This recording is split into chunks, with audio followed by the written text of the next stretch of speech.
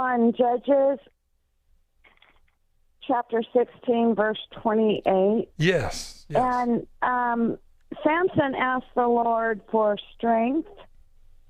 He asked the Lord for strength one final time, but he also asked the reason for as being revenge, or vengeance. And that bothers me, and I just was wondering if you could explain that a little bit better. I think maybe some of your concern is, vengeance is mine, says the Lord, I will repay.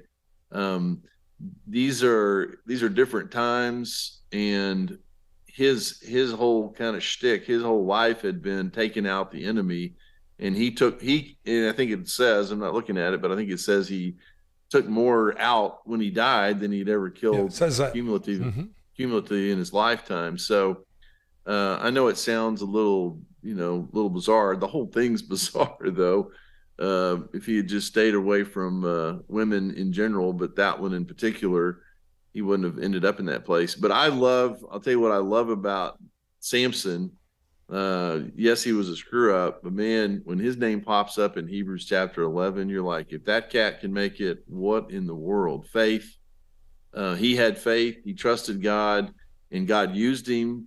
And it was messy, but you know what? It's messy in my life too. And I'm so grateful that God, his grace allows for us as his children to be used in spite of some challenges along the way. And God did use not only Samson, but David and many others to bring judgment upon the pagan that God had identified to wipe out.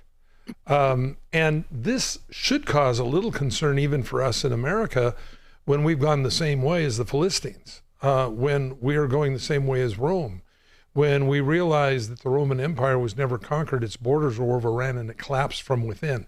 I see that. You see, those that don't learn from the past are doomed to repeat it, and that's where we're at right now in our nation. But God used godly people to bring judgment